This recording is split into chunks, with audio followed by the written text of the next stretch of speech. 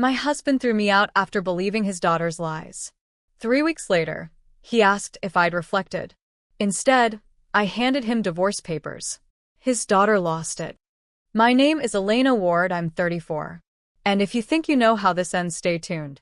The night he threw me out, the house was cold enough to echo. I stood there on the porch, suitcase by my feet, while Grant, my husband of 6 years, stared through me like I was a stranger who'd overstayed her welcome. She said you hit her, he'd muttered, voice low, controlled. That you've been jealous since day one. She was Tessa, his 20-year-old daughter from his first marriage, the girl who'd once called me mom until I became inconvenient. I remember the sound of my own laugh, hollow, disbelieving. Grant, you've known me for a decade. But trust doesn't always die with noise. Sometimes it dies in silence, in the way someone refuses to meet your eyes. He didn't ask for proof. Didn't ask for my side. Just handed me my bag and said, take some time. Reflect. Reflect. As if betrayal was a mirror I could adjust until the image became flattering. For 3 weeks, I slept on a friend's couch, scrolling through Tessa's carefully curated lies online, captions like healing with dad 2 hearts and toxic people finally out of our lives. Every like, every comment was a knife disguised as validation. But instead of rage, something steadier grew in me. Resolve. I wasn't the villain of her story, but I was done auditioning for the role of the hero in his. So when Grant finally texted, "Can we talk? I think we both need closure." I agreed. And when he opened the door expecting tears, I handed him the manila envelope instead. "Here's my reflection," I said. The divorce papers landed in his hand like a verdict. And behind him, Tessa's face went white. Tessa's voice broke the silence first. "What is this supposed to be?" she snapped, crossing her arms like a child who'd just been denied dessert. I didn't even look at her. My eyes stayed on Grant. He'd gone pale, his jaw tight, his voice caught somewhere between shock and embarrassment. "Elena," he started. "This isn't necessary. We just need to talk, not."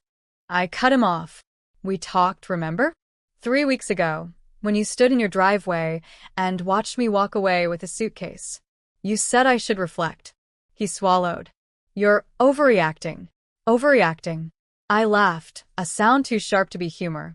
"You threw your wife out because your daughter couldn't handle sharing oxygen with another woman. You believed her without question." Tessa rolled her eyes. "Because you did push me." I turned to her finally, my tone steady. "I brushed past you in the hallway after you called me a freeloader who married your dad for his house. If that's assault, then half the world's guilty." Her glare faltered.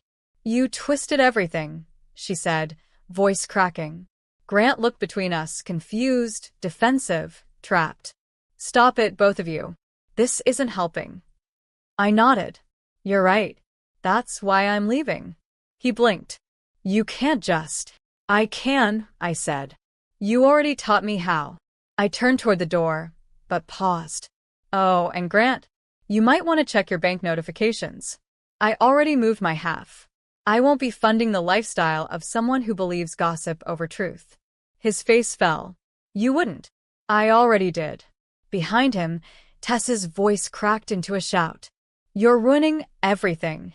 I smiled, not cruelly, just calmly. "No, Tessa. I'm ending it." As I stepped outside, the cold air hit my face like a second chance. I didn't slam the door. I didn't look back.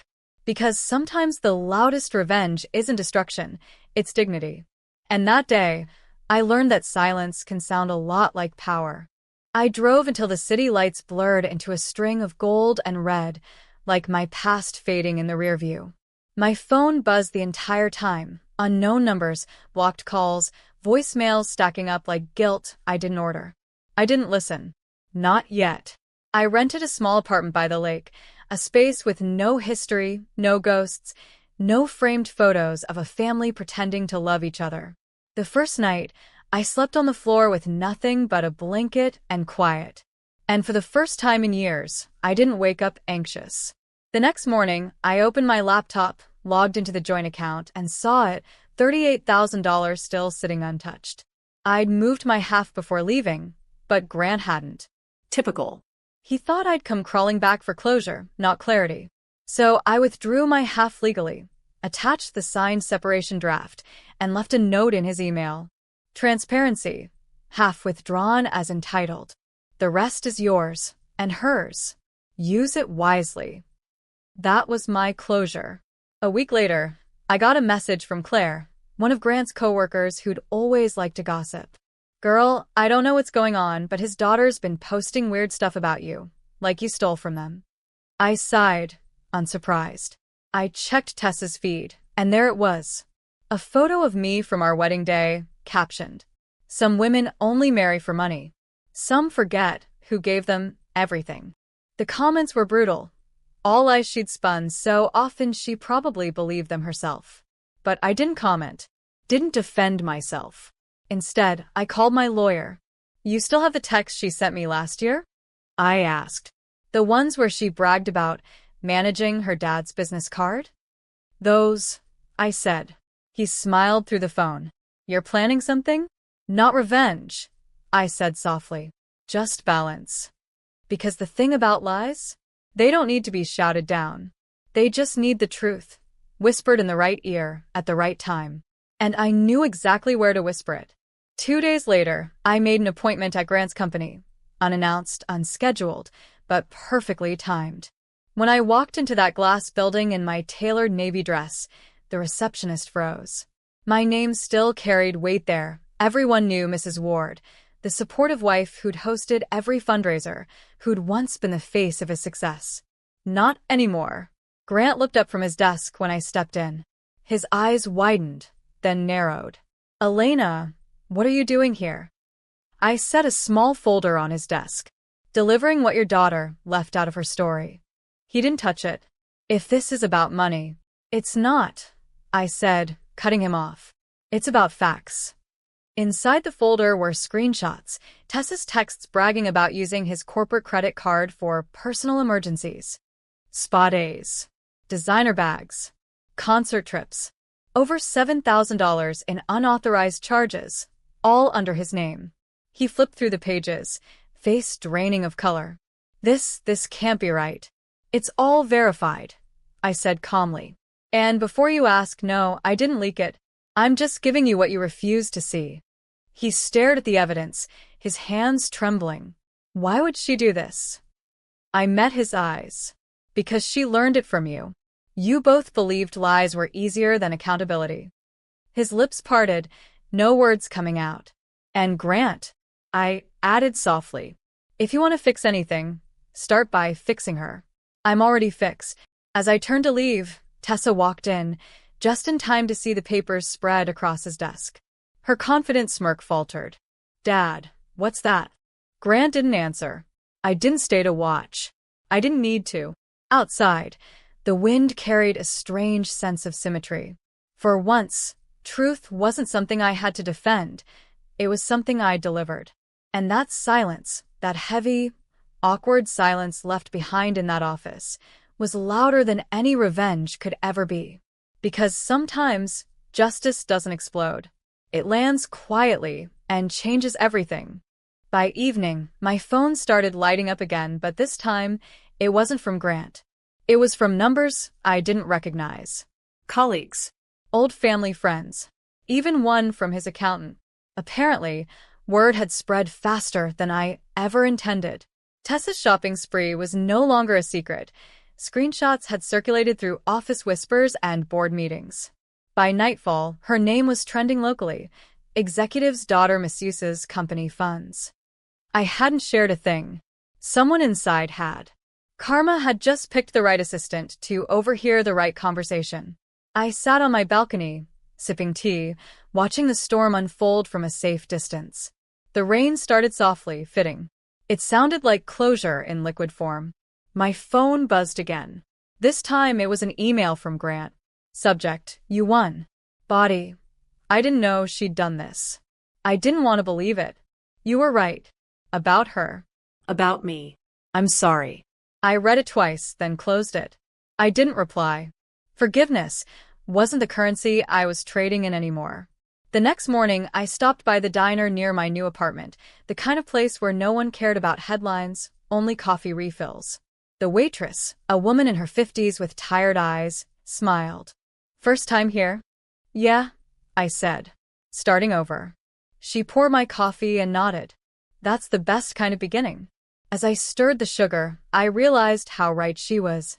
For the first time in years, I wasn't somebody's wife, stepmother, or villain. I was just Elena, a woman who'd survived the storm and learned how to build her own shelter. When I got home, I opened my laptop and began a new file. Reflections, the cost of silence. I wasn't writing for him, or for her. I was writing for every woman who'd been blamed for someone else's insecurity. And as I typed, I smiled, because this time, the story was entirely mine.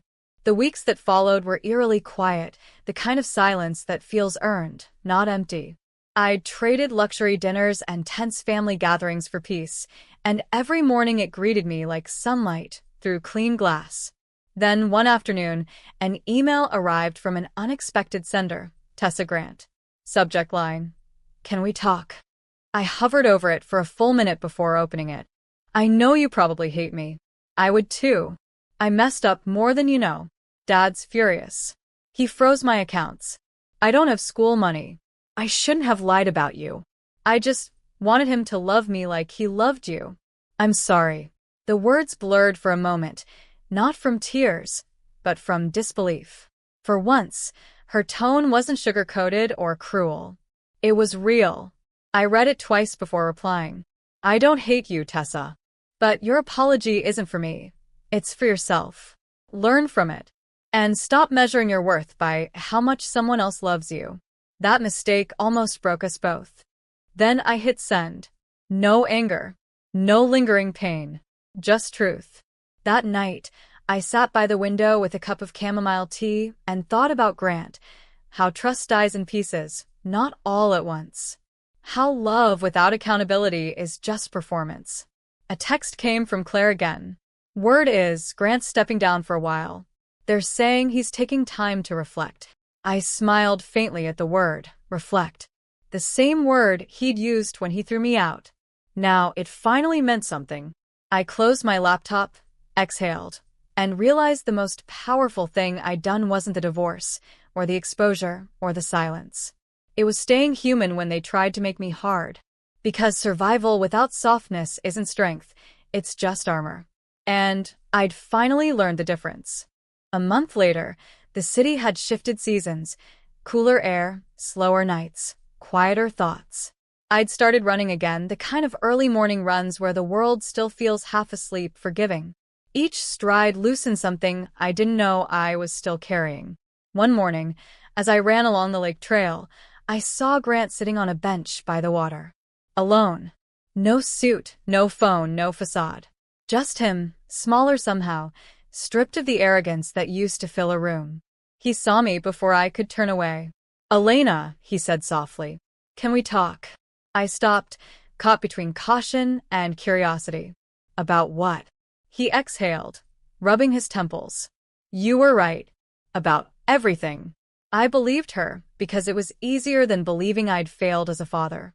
"I'm sorry for what I did to you." The words hung there, fragile, unsure if they belonged to the same man who'd once told me to reflect. "I don't need your apology," I said quietly.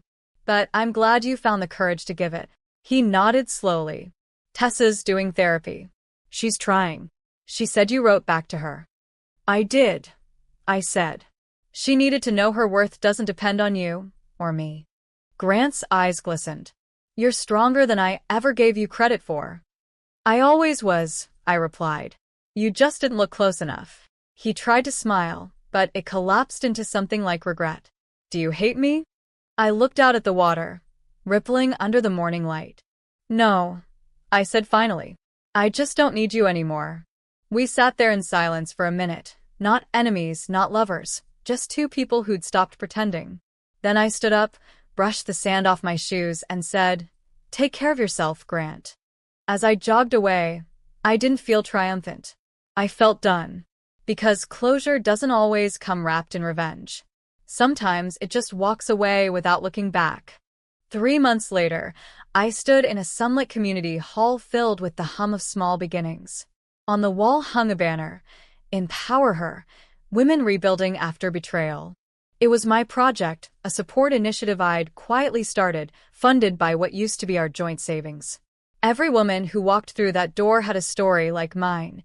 Gaslighting disguised as love, loyalty twisted into leverage, silence mistaken for grace.